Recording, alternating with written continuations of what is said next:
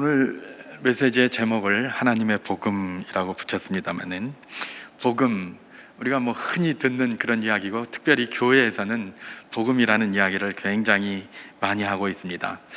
복음이 무엇인가? 복음이 무엇인가? 사실 복음은 꼭 교회에서만 쓰는 말은 원래 아니었습니다. 원래 이 헬라어 유앙겔리온이라는 말을 복음으로 이렇게 번역을 했는데, 아무래도 이제 성경이 중국으로 먼저 들어오고 중국에서 이렇게 번역이 되고 이러다 보니까 이제 복음이라는 그런 말이 붙은 것 같아요. 어쨌든 복음이라는 그 한자어의 의미로 생각을 한다면, 어떤 의미입니까? 복자에 소리음자를 썼으니까 복된 소리 내지는 복의 소리 이렇게 이야기를 할 수 있을 것입니다. 그런데 이 유앙겔리온, 이것은 그야말로 이 복된 소리, 이 복의 소리, 이 소리가 어떤 특정에만 쓰인 게 아니라 다양하게 이렇게 쓰였음을 우리에게 이제 보여주고 있습니다. 예를 들면 복음이라는 이 유앙겔리온이라는 말, 이 두 말은 이 말은 어떤 말로 이제 합해진 거냐면, 유라는 말과 이 앙겔리온이라는 말이 이렇게 같이 붙은 거예요. 이렇게 같이 붙었어요. 이 앙겔리온이라는 말은 뭐냐면, 이 고지하다, 뭘 알리다, 교훈하다, 전하다, 이런 뜻을 가지고 있어요. 그게 이제 이 앙겔리온이라는 말인데, 천사를 갖다가 헬라어로 뭐라고 하냐면 앙겔로스라고 이야기를 합니다. 그런 걸로 봤을 때 천사는 뭡니까? 하나님의 메시지를 전하는 게 천사잖아요. 그죠? 사자라고 할 때도 또 앙겔로스 이렇게 씁니다. 뭔가 전하는 거예요. 그러니까 앙겔 이런 거 하면 이게 뭔가 거기에 관련되어 있구나, 그렇게 이야기를 하는 겁니다. 앙겔라 메르켈, 앙겔라 천사와 관련되어 있고, 뭐가 고지하는 것과 관계되어 있고, 또 전하는 것과 관계되어 있다고 생각이 되겠죠. 그런 겁니다. 근데 그 앞에 유가 붙었습니다. 이 유는 무슨 말이냐면 좋다라는 뜻입니다. 좋다. 뭔가 전하는데, 유앙겔리온은 뭔가 전하는데 좋은 게 그 전하는 게 좋다는 겁니다. 그래서 유앙겔리온 이렇게 붙였어요. 그게 이제 복음이라고 번역된 것입니다. 유앙겔리온. 근데 아까 제가 서두에도 말씀드린 것 같이 이것이 어떤 특정한 누구에게, 예를 들면 우리가 교회에서 복음 하니까 우리에게만 복음이라는 이런 말이 의미가 있는 것은 아닌 것이죠. 이 유앙겔리온이라는 말이 쓰임 받았던 그런 이 역사를 한번 이렇게 들여다보면 좀 재미있는 게 많이 있습니다. 예를 들면 지금 로마서입니다. 로마서는 사도 바울이 고린도에서 로마에 있는 성도들에게 편지를 쓰는 건데, 로마에 있는 성도들의 구성원은 어떤 사람들이었습니까? 대부분 유대인에서 이렇게 디아스포라로 가 있다가 그렇게 전도를 받고 교회에 들어온 교인들과, 그 다음에 또 이방인들이 있겠죠. 여기서는 헬라인이라고 이야기를 하는데, 헬라인 그러면 이방인 전체를 이야기합니다. 그 속에는 로마 사람도 있고 다른 스쿠디아 사람도 있고 어디 사람도 있고 다 있지 않겠습니까? 이런 이방인들과 유대인들이 거기 합해서 이렇게 교회를 이루고 있었는데, 그 교회에다가 이렇게 편지를 보내면서 복음이라고 이야기를 하고 보내는 것이죠. 그러면 그 교회에서 받는 사람이 있는데, 이 복음이라는 의미를 서로 다르게 받을 가능성이 굉장히 많습니다. 왜냐하면 그 구성원들 가운데 유대인들은 복음을 조금 다르게 이해하고, 또 이 로마인들은 복음을 조금 다르게 이야기하고, 좀 다르게 이야기하고 있었기 때문에 그래요. 우리도 이 워딩 차이 때문에 혼란이 굉장히 많죠.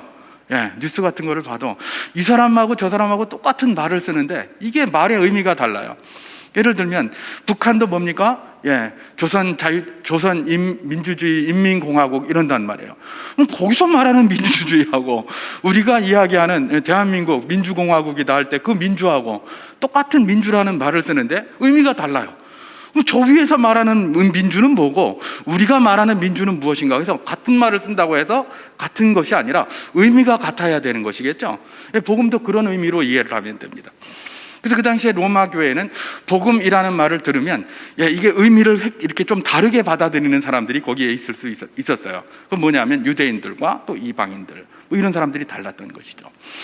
자, 그러면 유대인들은 이 복음, 이 유앙겔리온이라는 말을 들었을 때 어떻게 이해를 하고 있었을까? 제가 이렇게 한번 뒤져보니까 이 유대인들은 이 복음이라는 이 유앙겔리온이라는 말을 언제 처음 사용했냐 하면 고레스 칙령 때에 처음 사용했다고 합니다. 고레스 칙령이 뭐냐면, 여러분 우리가 잘 아는 것처럼 이스라엘 백성들이 바벨론의 포로로 잡혀갔습니다.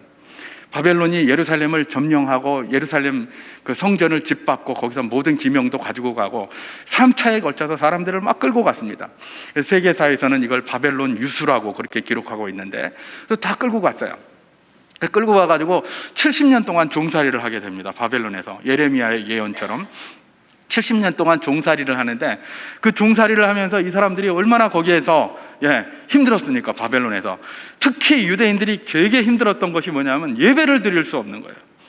이방 땅에 가가지고 그야말로 제사를 드리려고 하니까 이거 뭐 드릴 수가 없으니까 굉장히 힘드니까 이분들이 그 예배를 드리는 것에 대한 고통이 어디 잘 나와 있습니까?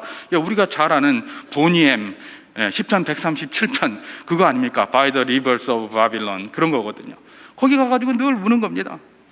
하나님 앞에 안식일이 돼서 예배를 드리러 떡 나갔는데 예배를 드릴 수가 없는데, 거기서 사람들이 그러는 겁니다. 야, 니네 시온 뭐 어쩌고 떠들고 있는데 시온의 노래 한번 불러봐라, 시온의 노래 한번 불러봐라, 막 그러는 겁니다. 옆에서 이방인들이. 그런데 시온의 노래를 부를 수가 없는 겁니다. 부르면 다 조롱거리로 다가오고 다 조롱하고 그러니까 창피스럽고 하나님 앞에 부끄럽고 자기들이 범죄해서 그렇게 됐다는 걸 아니까 거기서 텅텅 우는 겁니다. 그러면서 무슨 기도를 했겠습니까? 하나님, 제발 이 악한 상황에서 속히 우리를 돌려보내 주셔서 예루살렘에 가서 주님을 무시로 찬양하기를 소망합니다. 여러분, 요즘 우리 코로나19 때문에 그렇게 기도하지 않습니까? 주님, 이 코로나19의 상황을 속히 종식시켜 주셔서 이전처럼 우리가 주의 전에 모여 무시로 주를 찬양하며 무시로 교제할 수 있도록 은혜를 베풀어 주시옵소서. 그렇게 기도하잖아요. 그들도 그런 식으로 했던 거예요. 그런데 말입니다, 이 바사 왕 고레스, 페르시아 왕 고레스가 등극을 했습니다. 고레스는 아마도 이전에 느부갓네살 치하의 바벨론의 그 왕국, 그 제국들을 보면서 여러 가지를 배웠을 겁니다. 느부갓네살은 막 사람들을 끌어다가 그냥 막 바벨론에 끌고 오고 이래가지고 거기서 막 그야말로 철권 통치를 했거든요. 철권 통치를 하는 가운데 여러 가지 문제점이 많이 발생하지 않겠습니까? 여러분, 거대 제국을 갖다가 움직이려면 막 끌어다 모아서 그들을 다 그냥 여기서 살아라 이렇게 하려면 힘들어서 못합니다. 그러니까 예를 들면 바벨론도 그렇고 바사도 그렇고 뭐 이런 거대 제국들, 또 로마 제국, 이런 제국들 나중에 이렇게 딱 보면 다 어떻게 합니까? 다 자기들이 그냥 알아서 살게 해요. 니네들 원하는 대로 살아라, 그 대신에 세금만 많이 내라, 조세나 많이 바쳐라, 이렇게 해서 조세만 받고 이렇게 살거든요. 그게 이제 그 조직, 이 사람들의 이 세계를 점령하는 제국주의들의 조세 체계들입니다. 통치 체계들이에요. 근데 이제 느부갓네살은 그런 식으로 안 했던 것이죠. 막 끌어모아다 바벨론에 전부 포로로 잡아가고 이러니까 비용도 많이 들고 효과도 떨어지고 반란도 자꾸 일어나고 막 그러는 겁니다. 틈만 나면 반란 일어나고. 이러니까 그걸 잘 보고 배웠던 누굽니까? 이 고레스라는 사람이 자기가 이 바벨론 왕국을 무너뜨리고 자기가 거기 왕으로 다 등극을 하면서 이름을 바사라 칭하고 바사 왕 고레스로 등극을 하면서 이제 자기가 그동안 경험했던 모든 것들을 그 조직 정비에 집어넣지 않겠습니까? 그래서 이 사람은 어떻게 한 겁니까? 이제 여기 바벨론에 포로로 잡혀왔던 너희들은 다 니네 나라로 돌아가라, 다 돌아가서 마음대로 니네 신들을 찬양하고 니네 신들을 섬기고 그렇게 살아라라고 했던 겁니다. 저는 고레스의 결정을 지금 정치적인 관점으로 이렇게 해석을 했습니다마는 성경은 그걸 뭐라고 얘기를 합니까? 하나님께서 바사왕 고레스의 마음을 움직이셨다, 그렇게 얘기를 합니다. 내 종 고레스다 라고 이야기할 정도로 그 고레스의 마음을 움직이셔서 그로 하여금 이런 결정을 하게 하셨다라고 그렇게 기록하고 있죠. 그래서 결국은 이 유대인들이 어떻게 된 겁니까? 예루살렘으로 유대 땅으로 돌아갈 수 있게 된 그 고레스 칙령, 이 고레스 칙령을 이야기할 때에 이 사람들이 무엇을 사용했다? 유앙겔리온, 좋은 교훈, 좋은 고지, 좋은 소식, 뭐 이게 다 해당되는 거겠죠? 이게 유앙겔리온이니까. 이걸 딱 듣고 이들은 좋은 소식이다, 좋은 알림이다, 좋은 통지다, 좋은 교지다, 뭐 이렇게 이야기를 한 거예요. 그래서 그때부터 이 유대인들은 뭐예요? 유앙겔리온을 사용하기 시작했다는 거예요. 이런 의미구나. 그래서 유대인 출신들에게는 유앙겔리온 하면 뭐와 관련돼서 생각한다? 고레스 칙령과 관련해서 생각한다는 겁니다. 하나님을 자유롭게 섬길 수 있는 신앙의 자유, 믿음의 자유, 이것과 관련해서 유앙겔리온을 생각한다는 것입니다. 그럼 로마인들은 어떻게 생각을 했는가? 로마인들은 그랬다고 그래요. 똑같이 황제의 칙령, 황제가 내리는 칙령을 뭐라고 이해를 했다? 유앙겔리온, 기쁜 소식이다, 그렇게 이해를 했다고 합니다. 그래서 터키에서 아주 오래된 그런 비문이 하나 발견되었는데 그 비문에 이런 글이 쓰여 있었다고 합니다. 로마 황제인 아우구스투스가 태어난 탄신일은 온 세상을 위한 복음의 시작이다. 로마 황제 아우구스투스가 태어난 탄신일, 그게 뭐예요? 온 세계를 위한 복음의 시작이다. 여기에서 유앙겔리온을 썼다는 거예요. 그런 걸로 봤을 때 황제와 관련된 것을 이야기하고, 그래서 황제의 칙령을 이 유앙겔리온이다라고 그렇게 이해를 했다는 겁니다. 자, 그런 사람들이 이제 그 로마 교회에 있었습니다. 사실은 로마 교회뿐만 아니라 오늘날에도 복음은 이렇게 다양하게 쓰일 수가 있습니다. 여러분, 예를 한번 들어보겠습니다. 이제 제대를 이제 의무복무로다가 군대를 간 사람에게 복음이 있습니다. 어떤 게 복음일까요? 제대 특명일 것입니다. 너 이제 언제 제대해라. 이게 복음이에요. 그죠? 뭐 직업군인으로 간 사람은 말고 의무복무로 간 사람은 제대 날짜만 이렇게 하잖아요. 기다리잖아요. 그래서 저희가 이전에 딱 들어가면, 처음에 신병으로 딱 들어가면 뭐라고 합니까? 고참들이, 야, 내가 버린 짬밥이 네가 먹은 짬밥보다 더 많다, 뭐 이제 이러면서 뭐 그런 이야기 막 하고, 국방부 시계는 우리 거꾸로 매달아도 국방부 시계는 간다, 뭐 이런 말이 있어요. 그러니까 어쨌든 제대 특명 받는 게 그들에게는 복음이에요. 빨리 제대하는 거. 병원에 있는 환자들에게는 어떤 것이 복음이 되겠습니까? 당신 이제 다 치료됐으니까 퇴원하세요. 이게 복음이지 않겠습니까? 그죠? 그게 복음일 것입니다. 대학 공부를 열심히 준비한 학생들에게는 뭐가 복음이 되겠습니까? 대학 합격 소식이 그들에게 복음이 될 것입니다. 복음은 이처럼 그 처한 환경에 따라서 또 시대에 따라서 다양하게 모두에게 인정이 되고 있는 것, 적용될 수 있는 것, 그게 바로 뭐다? 복음이다. 바로 그 이야기를 하고 있는 것입니다. 여러분, 오늘날 우리에게 복음이 또 있을 것입니다. 어떤 것? 코로나19 시대를 살아가는데 이렇게 괴롭잖아요. 뭐가 복음이겠습니까? 코로나19의 종식, 이거 복음이 될 것입니다. 이렇게 다양하게 다 쓰임받고 있는 것이죠. 이렇게 다양하게 쓰임받고 다양하게 이해될 수 있는 이 유앙겔리온, 이 복음이라는 말을 오늘 본문에서 바울은 1절에서 이렇게 사용하고 있습니다. 제가 봉독해 보도록 하겠습니다.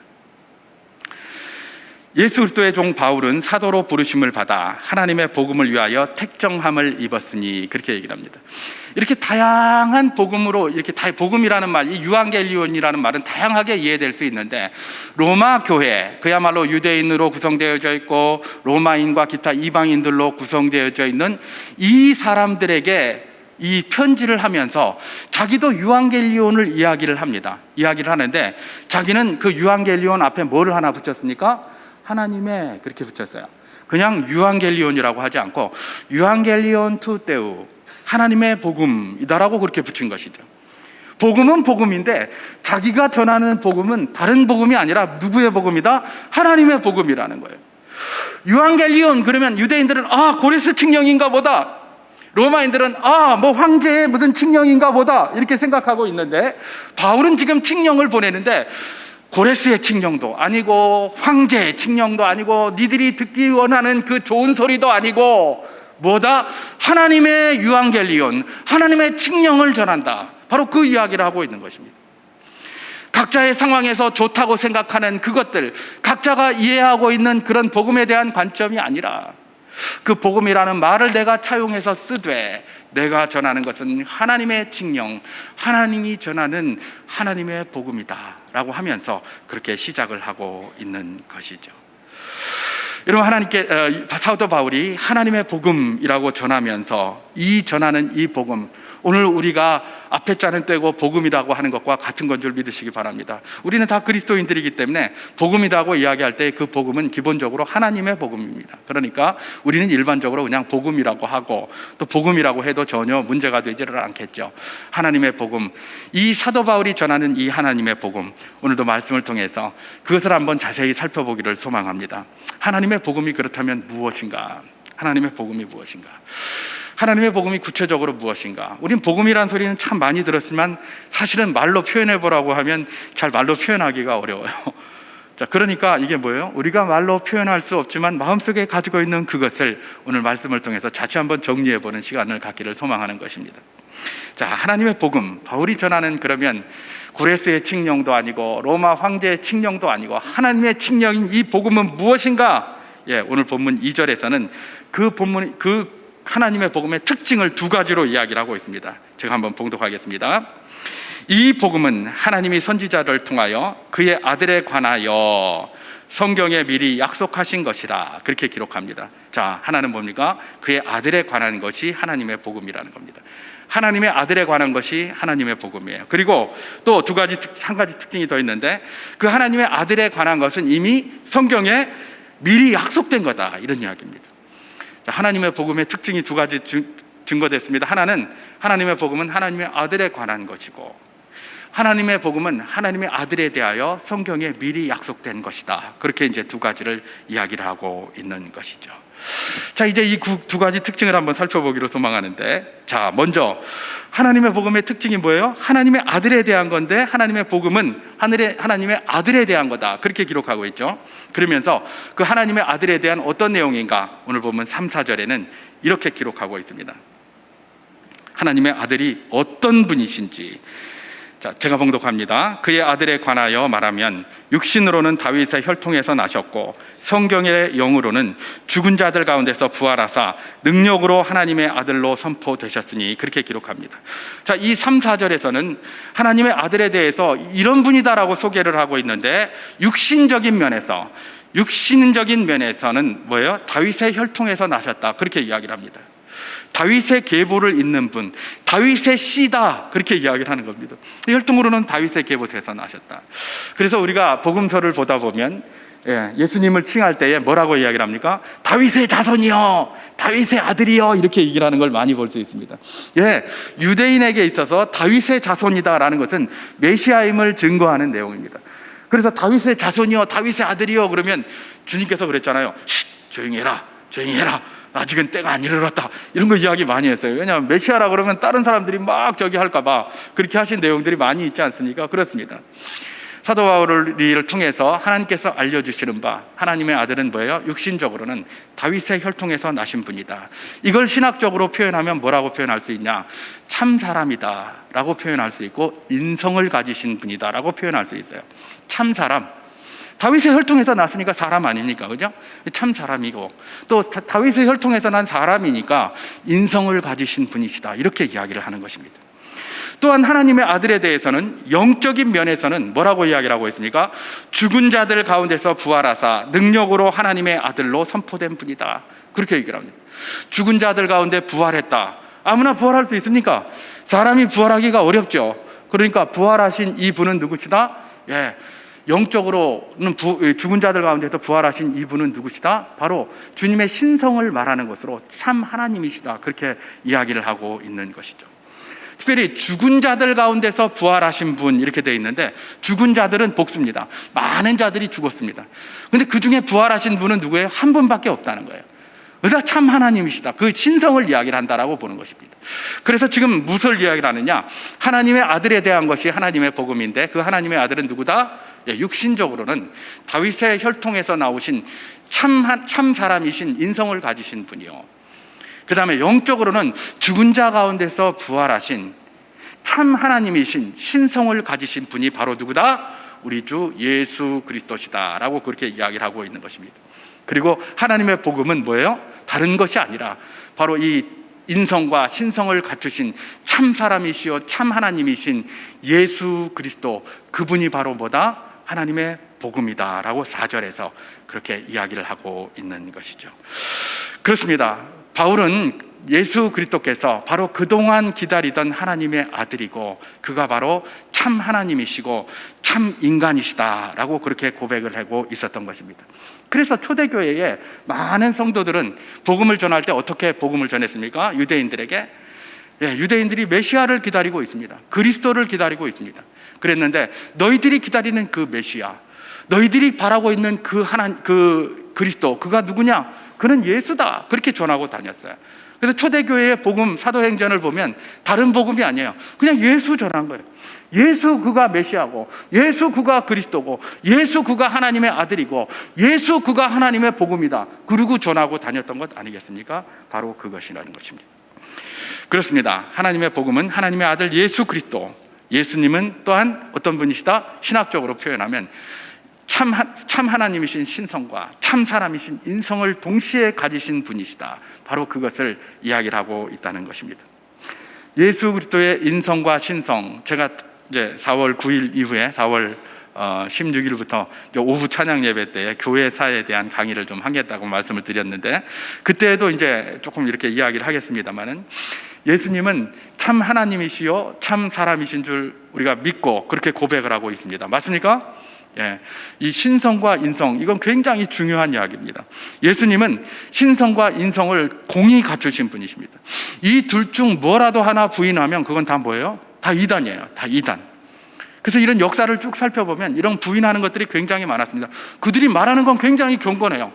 경건한데 자꾸 이게 뭐예요? 이 이단적인 소리, 하나님의 성경의 본뜻과 다른 소리들을 자꾸 하는 거예요. 예를 들면 예수님의 인성을 부인하는 이단이 있습니다. 그 이단은 뭡니까? 영지주의라는 겁니다. 영지주의. 그리고 가연설 뭐 이런 게 다 이단들인데, 그런 이단들은 예수님의 인성을 부인해요. 영지주의는 뭐예요? 모든 물체를 다 악한 것으로 보고 영혼만 좋다고 생각해요. 자기들만 뭔가 특별한 비밀을 가지고 있고 구원의 비밀을 가지고 있고, 예수님은 육체로 오신 분이 아니라는 거예요. 그래서 자꾸 뭐라 그래요? 십자가에 돌아가신 분은 그럼 뭐냐? 그랬더니 그건 홀로그램이다. 십자가에서 예수님이 돌아간 것 같지만 그건 육체로 죽은 게 아니라 그냥 홀로그램으로 그렇게 보였다, 그런 이야기입니다. 그래서 가현설입니다. 가현설. 가짜로 그렇게 해서, 그러니까 이게 뭐예요? 예수님이 십자가에 고난이 하나도 없는 거예요. 가짜 홀로그램인데, 그죠? 자기들은 뭐 멋지게 이야기한다고 말을 했는지 몰라도 이걸 이런 식으로 이야기를 해버리니까 완전 예수님이 육체로 오신 거를 부인을 하면서 이렇게 해버리니까 예수님의 고난도 하나도 없어져 버리고, 그리고 이 사람들의 특징이 뭐예요? 온갖 부도덕한 것들, 육체는 중요하지 않으니까 온갖 부도덕한 일들을 해도 괜찮다라고 생각을 해가지고 막 나쁜 짓 하고 돌아다니고 엉망진창을 하고 다녔죠. 여러분, 요즘도 이런 아류작들이 있습니다. 요즘도 이게 없어진 게 아니에요. 예수님의 인성을 부인하는 이런 이단들이 없어진 게 아니에요. 그 아류작들이 지금도 있어요. 그 누굽니까? 저 신천지 같은 게 그런 것들이에요. 신천지가 일종의 영지주의의 아류작들입니다. 그들은 뭐예요? 거짓말을 밥 먹듯 하면서도 그걸 모략이라고 그래요. 모략. 거짓말을 밥 먹듯 하면서도 모략이라고 이야기를 하는 거예요. 여러분, 이게 뭡니까? 성경에서 거짓말을 하지 말라고 했잖아요. 거짓 증거 하지 말라고 했는데 거짓말을 밥 먹듯 하면서도 이게 모략이다? 예, 우리가 말하는 건 도덕적으로 아무 문제 없다, 이거 중요하지 않다 생각하는 겁니다. 이게 다 뭐예요? 그 아류작들이에요. 그 아류작들. 예, 이거 다 뭡니까? 예수님의 인성을 부인하는 데까지 나가는 것이고, 이런 것들을 사도 요한은 뭐라고 표현했습니까? 적그리스도다. 적그리스도다. 그렇게 표현한 겁니다. 적그리스도가 누굽니까? 사도 요한은 예수께서 육체로 오신 것을 부인하는 자는 다 뭐다? 적그리스도다. 예수님께서 참 사람이심을 부인하는 모든 자, 적그리스도다. 그런 것들이 다 적그리스도다, 그렇게 이야기를 하고 있는 것입니다. 또 예수님의 신성을 부인하는 그런 주장들이 많이 있었죠. 이것도 역시 이단입니다. 이들은 뭐라고 주장하느냐? 예수님 본래 사람이었다는 거예요. 사람이었는데 나사렛에서 이렇게 태어난 사람이었는데 너무 순종을 잘하고 너무 하나님의 말씀에 잘 지켜가지고 하나님이 너무 그가 기뻐해서 세례 요한한테 세례를 딱 받을 때에 성령이 하늘에서 비둘기처럼 내려와가지고 임해서 너는 내 아들이다, 그때 그렇게 얘기했다는 거예요. 그때부터 하나님의 아들이 되었다는 거예요. 그 전에는 사람이었다는 거예요. Christology from below.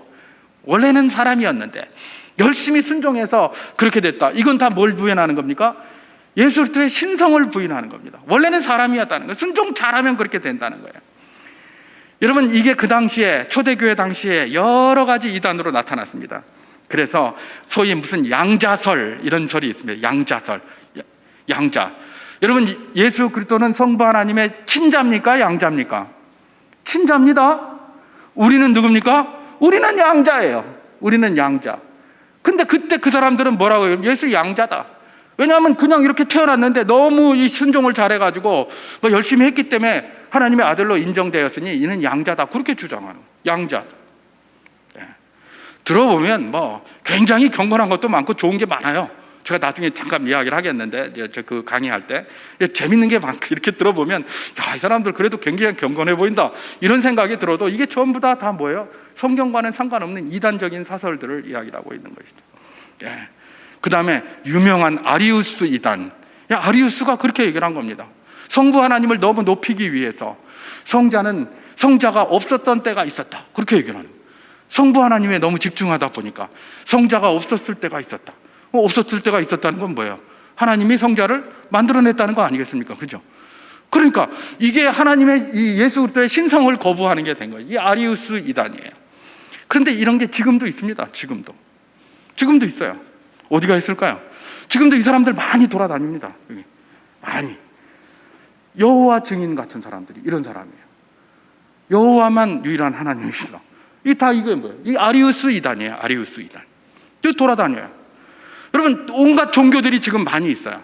어떤 종교들, 이 종교들이 이 기독교를 제외하고 다른 모든 종교들은 뭡니까? 내가 뭐 돌을 닦아서 내가 열심히 수도를 해서 다 뭐가 되는 거예요? 신이 되는 거예요. 크리스톨로지 프롬 빌로하고 똑같아요. 너무 저기 하고 수도를 잘하고 순종을 잘하고 그러니까 그를 뭘로 만들어주는 거예요? 신으로 만들어주고 부처로 만들어주는 거고 그러는 거예요. 우리가 그 속에 살아가고 있습니다. 그러나 우리 주 예수 그리스도는 그런 존재가 아닙니다. 우리 주 예수 그리스도는 무엇입니까? 100% 참 하나님이시고 100% 참 신이신 줄 믿으시기 바랍니다. 우리가 그것을 믿고 있지만 다시 한번 그것을 마음에 새길 수 있기를 주님의 입으로 축원합니다. 그것이 바로 우리 주 예수 그리스도시라는 겁니다. 사도 바울은 하나님의 복음이 있는데 그 하나님의 복음은 다른 것이 아니다. 하나님이 우리에게 주신 칙령인데 그 하나님이 우리에게 주신 칙령이 뭐냐? 성자 예수 그리스도, 그분이 바로 복음이다. 참 하나님이시오 참 사람이신 그 예수 그리스도가 복음이다. 너희에게는 다른 소리가, 복된 소리가 많이 있을 수 있지만 하나님이 너희에게 내린 칙령이 있는데 그 복음, 하나님의 복음의 핵심은 무엇이냐? 다른 누구가 아니라 예수 그리스도다. 바로 그 이야기를 하고 계시는 것입니다. 초대교회 모든 성도들이 그걸 늘 전하고 다녔던 것 아니겠습니까? 예수 그리스도가 하나님의 칙령이요 하나님의 복음인 줄 믿으시기 바랍니다. 왜 예수 그리스도가 우리의 복음이 될까? 왜 예수 그리스도가 우리에게 주신 하나님의 칙령이요 하나님의 복음이 될까? 그 이유를 잠깐 설명하겠습니다. 고린도전서 2장 11절에는 이런 말씀이 있습니다. 사람의 일을 사람의 속에 있는 영 외에 누가 알리요? 이와 같이 하나님의 일도 하나님의 영 외에는 아무도 알지 못하느니라. 그렇게 얘기를 했습니다. 사람의 속은 누가 알아요? 사람이 알아요. 그럼 하나님의 속은 누가 알겠습니까? 하나님이 알아요. 그죠? 사람의 속은 사람의 영이 알아요. 하나님의 속은 누가 합니까? 하나님의 영이 알아요. 그죠? 그러면 예수 그리스도께서는 참 하나님이시고 참 사람이시다. 그러면 사람의 속도 알고 하나님의 속도 아신다는 거예요. 그러니까 하나님과 사람의 모든 것들을 다 알고 계시는 분이 누구시다? 예수 그리스도라는 거예요. 그런데 말입니다, 히브리서 4장 15절에서는 이런 말씀을 하고 있지 않습니까? 여기 기록되어져 있는데 우리에게 있는 대제사장은 우리의 연약함을 동정하지 못하실 리가 아니요 모든 일에 우리와 똑같이 시험을 받으신 이로되 죄는 없으시니라. 우리에게 있는 대제사장인 이 예수 그리스도는 우리의 연약함을 동정하지 못하실 리가 아니라는 겁니다.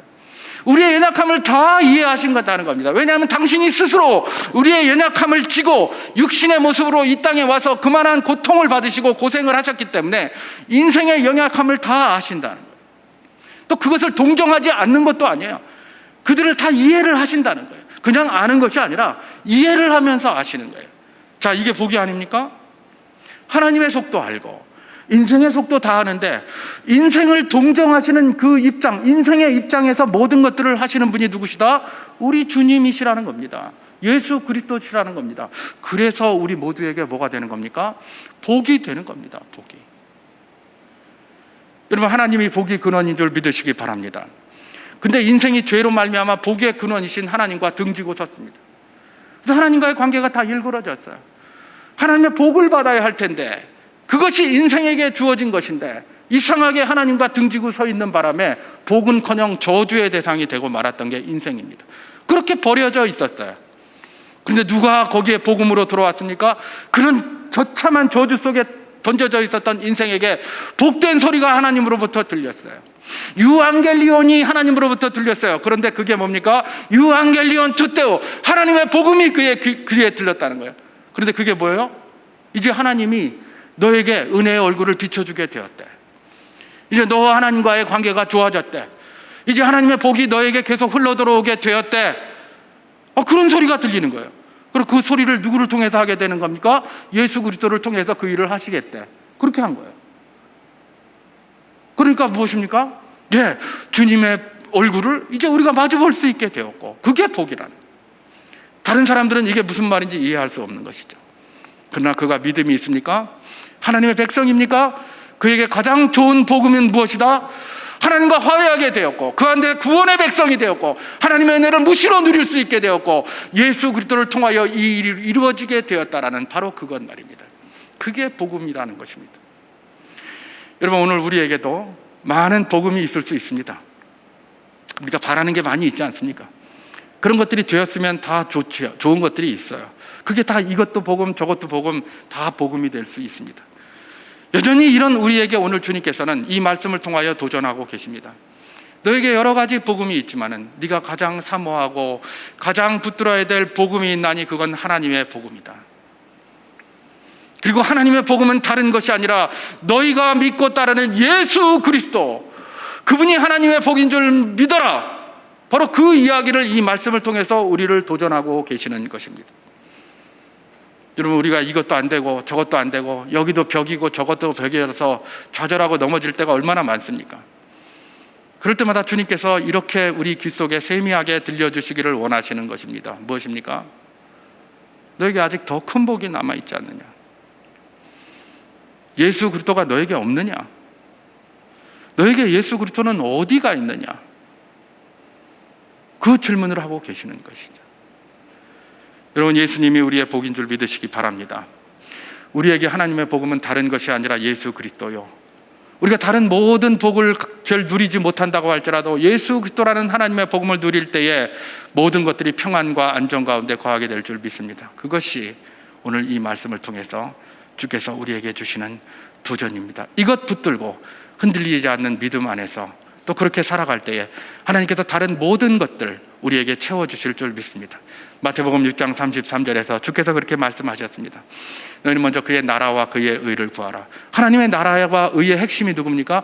예수 그리스도입니다. 그것 구하면 이 모든 것을 너희에게 더하시리라고 약속해 주셨습니다.